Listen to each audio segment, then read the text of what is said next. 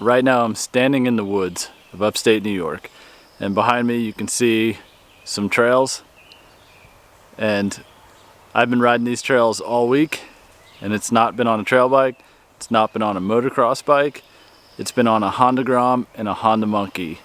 And I see a lot of people asking if they can use their Honda Groms as a dirt bike, and I'm here to answer that question for you today. Let's go have a walk and I'll explain.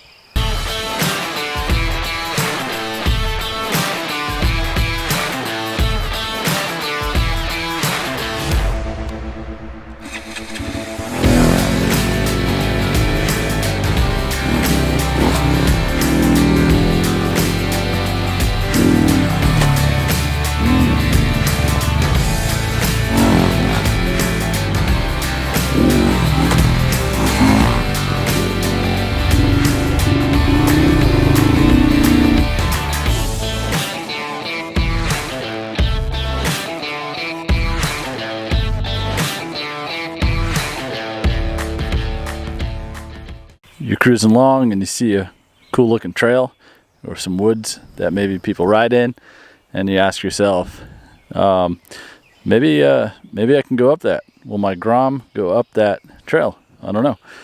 There's only one way to find out. So we have two trails here. We have one trail to the right that looks pretty tame, like it's a ATV or side-by-side trail. Then we have a trail over here that looks a little bit more rugged, got some rocks, got some trees that are closer. So which one can you take with your stock Grom? If it's a stock Grom, the easier trail is going to be the one to the right. You could do this one too. It just gets a little trickier when you start needing more traction, more ground clearance, and a little bit more suspension. So let's take the trail to the left and let me explain. So as we're walking up this trail, we're getting some rocks here. There's some loose leaves, and we have a log here that's loose. You can slip on that with your tire. You see all these little obstacles coming up, and you're starting to wonder now if I made a good choice or not. Okay, do you think you can thread the needle through that tree and that log, or maybe jump over this log if you need to? And then worse off, thread the needle between this log and that rock, and then that rock there, and then between these two trees, which are just wider than handlebar length.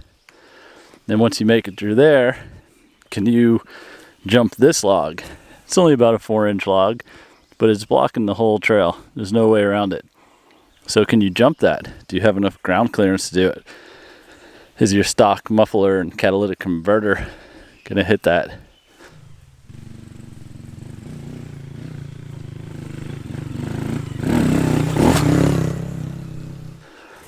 So that you make it through.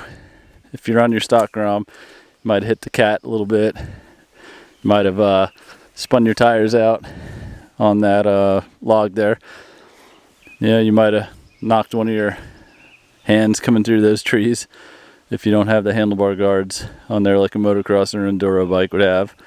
But you made it up. It was pretty fun. It's pretty exhilarating. So now you come up and there's a little bit easier trails up here. So, what do?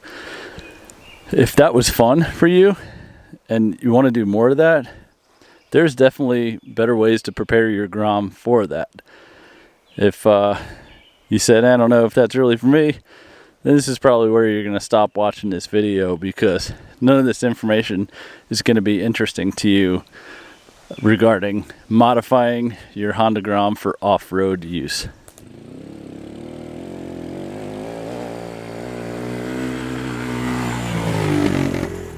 So the question that I see a lot is, can I use my Honda Grom as a dirt bike?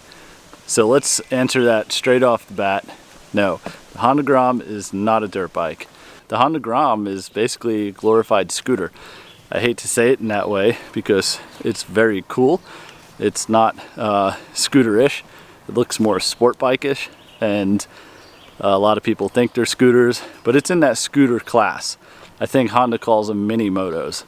So you have the Honda mini moto lineup, which is the Honda Grom, Honda Monkey, the Super Cub, and incoming CT 125 Hunter Cub. So where do these classify? These are essentially scooters, right? So these are small 125cc engine bikes, fuel injection, street legal. They have street tires on them. The suspension travel is limited, but they're more fun bikes. They're just, you know, toss around bikes, and mostly a second bike to somebody's Harley or sport bike or bigger bike. So nobody really primarily has a Grom as their one and only bike, except me. However, I don't only have a Grom, I have the Honda Monkey as well. So these are kind of the go-to bikes in my fleet.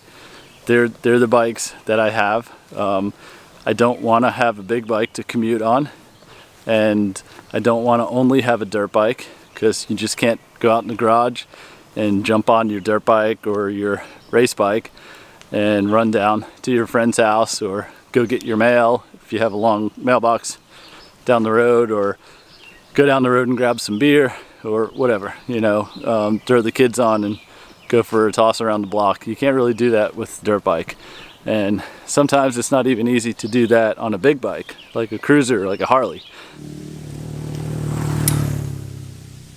So my Grom is essentially my all-around bike. It's my go-to. The Honda Monkey is along the same lines as the Grom. However, the Grom just seems to be really versatile, and it does a lot of things really good. So it goes good on the street. It can go in the woods. It can go in the dirt. It can go through the mud. It can do wheelies. It can crash. It's reliable. It's super easy to learn on, super easy to ride. It's smaller. It's just a lot of fun.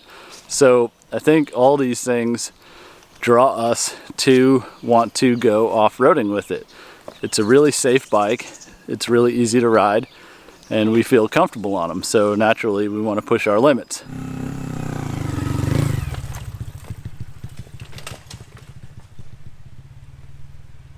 So pushing the limits sometimes means going off-road. What can you do when you want to go off-road with the Grom? So the answer to that is yes, definitely you can go off-road with the Grom.